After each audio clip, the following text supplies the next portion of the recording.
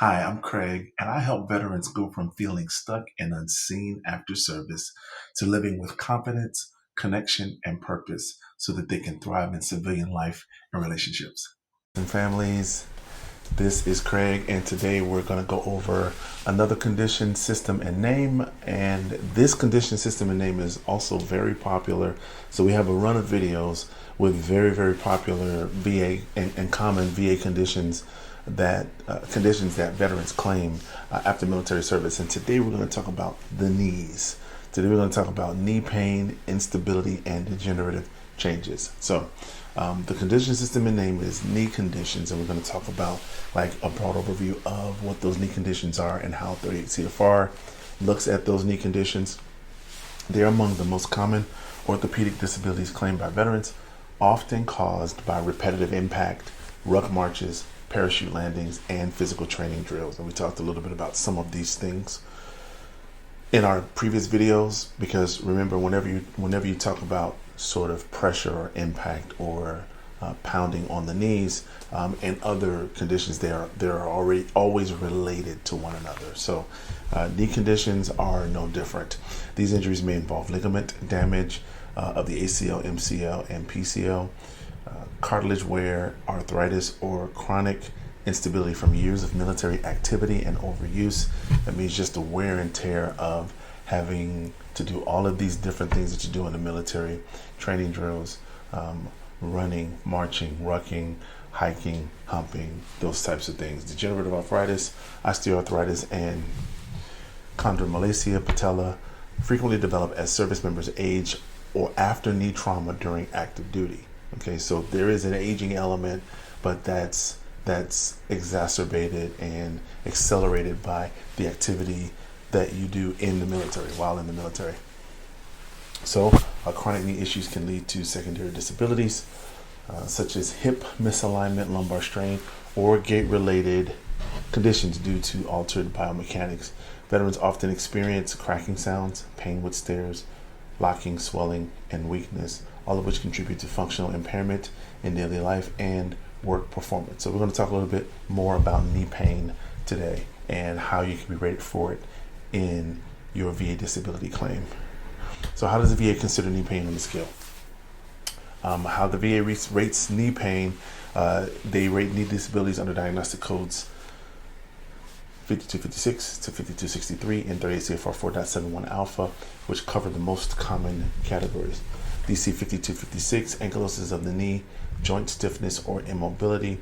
DC 5257, recurrent subluxation or instability, giving out or buckling of the knees.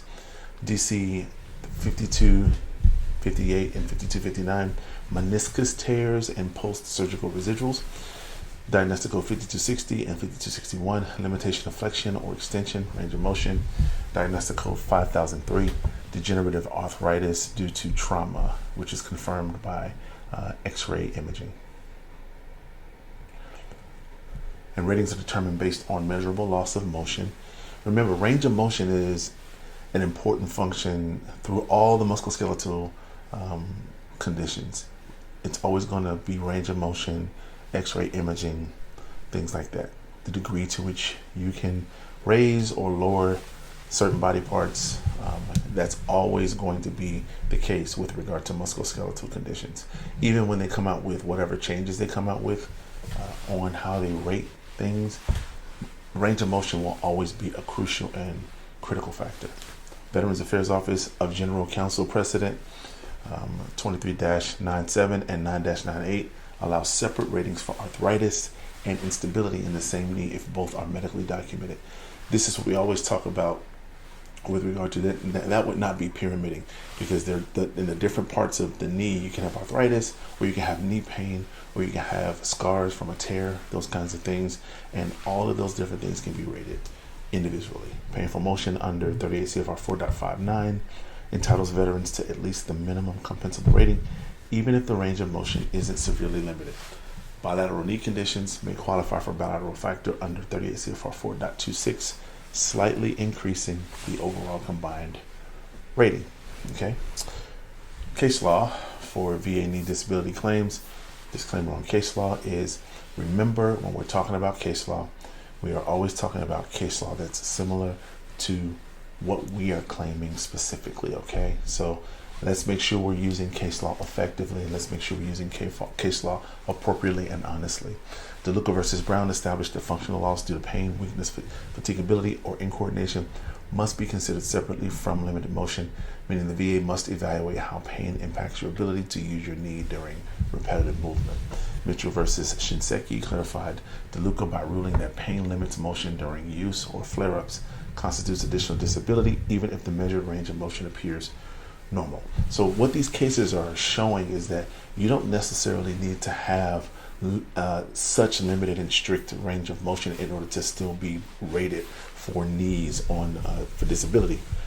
Even if it's limited, you can still be rated depending on the severity of the issue. Okay. Burton versus Shinseki reinforced that painful motion itself, documented through credible medical or lay evidence, qualifies for the minimum compensable rating under 38 CFR 4.59. These cases together ensure that veterans receive fair ratings for real-world functional loss, not just what shows up during brief VA exams. Case law also exhibits the importance of consistent pain documentation, physical therapy records, and credible lay statements describing knee instability or flare-ups. Okay, take a look at this case law, see what you can gain from it, see what's beneficial, see how it applies specifically to your knee condition, because every case law is not what you would use. You would use the specific case law that talks about whether arthritis or limited motion or what have you, or functional loss or what have you. That's what the case law, that's how you would appropriately and properly use case law. Take the case law, and you actually could take I'm giving you guys exactly how to word it right here in these videos. Like cited DeLuca versus Brown, right? Specifically this wording, right? The case stated that this would be the situation, and then in the next paragraph you would state my situation mirrors DeLuca versus Brown in the following ways. I have functional loss. I am unable to do this. I'm unable to do that, right?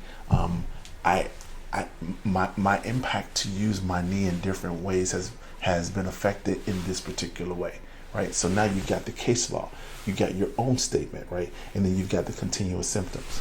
So many different ways to phrase this, so many different ways to word this, so many different ways to show this in your claim, but be unique about it, be honest, have integrity with it, right?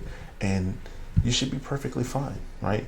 Even if you go all the way up to higher level review or BVA, as long as you've shown a pattern and a train and a routine of how this impacts you, you should be perfectly fine, guys. So make sure you use case law effectively, appropriately, honestly, and with integrity, and it should be very beneficial to you as you submit your VA disability claim. So an evidentiary support strategy. First part, how to strengthen your VA knee claim. You want to document range of motion. Use orthopedic or physical therapy evaluations that measure flexion, because in your physical therapy sessions, they should be measuring range of motion, right? Because they should be trying to see how range of motion improves over time, especially if you've had some kind of surgery, if you broke a kneecap or something like that, or if you've had considerable pain from what you've experienced in the service. They should be very detailed and documented in your physical therapy sessions about how it's affecting you. Show consistent flare-up evidence, include treatment notes, pain management visits, or knee brace prescriptions that prove worsening symptoms during physical activity, work tasks, or weather changes. Submit physical therapy and imaging reports, MRIs and x-rays showing degeneration, cartilage thinning, or meniscus damage. Reinforce the chronic nature of your condition. Chronic nature of your condition, not acute nature, right? Remember, when we're talking about acute, we're talking about something that happened one time, it doesn't continue to happen. The chronic nature of something means that it's recurring. You still have recurring knee pain. You still can't get up. You hear your knee popping in the morning, right? You get up, you walk around, you hear like your knee's stiff, right? It's painful, right? All of these things are things you are already experiencing. Just write it down, cite case law, use it as evidence, right? Submit it along with your claim. Guys, I really want your claims to be favorable, and I really want you to be aware of the changes that are coming for this, right? So that's why I'm trying to show you how to do it the right way. So when they investigate and go do a deep dive on your claim, even if they QA it, right, you don't have anything to worry about because you cited the proper case law, you've done things the way they were supposed to be done over time, and you don't have anything to worry about, right? You can win your claim, and if you're If you actually are receiving compensation, you can know that you've done it honestly and you're receiving it in a well-earned way, and you document the evidence appropriately. Here's the second part of evidentiary support for post-service claim. Use buddy statements. Have coworkers, family members, or fellow veterans write statements describing how your knee gives out, how it swells, and limits your mobility. This is what we were talking about, right? Tell your story about what's going on with your body. This is your body, okay? Especially during flare-ups or job duties. Request an independent medical opinion. You can do that if you like. You know how I feel about Nexus letters, but you can do that if you like. A strong Nexus opinion from an orthopedic specialist can link knee arthritis or instability to service activities like PT, ruck marches, or repetitive squatting and lifting. You want to highlight functional limitations, explain how knee pain affects stairs, prolonged standing, or sleep, and then tie the impact directly to occupational and social impairment under VA standards. In every one of my videos, you're going to see me point you directly back to what the VA has said you need to do to get these things rated properly, okay? And you want to get ahead of the game, right? When these changes start coming out, you want to make sure that you're the one who knows what the VA is rating, who understands how they're rating certain things, right? And you want to make sure that you are familiar with all of the things that need to happen on your VA claim, right? And use these laws and regulations to your advantage. We've talked so much about 38 CFR. We've talked so much about the M21-1 on this channel, right? Use it to your advantage. Pop out these videos, right? Use the PDFs that I have. Make sure you download the mental status evaluation assessment that I have, the decision tree. Make sure you download the VA claim PDF playbook claim strategy PDF that I have available. I have those two things, the 3-stage playbook and the MSC, available for free here. Available for free. And what I always tell you guys is what's really, really true. It's not just because I developed those things. What I always tell you guys is, if you just took those two things, right? You know, let's say you have mental health claims to submit. Let's say you have a physical health claim to submit. If you just took those two things, right?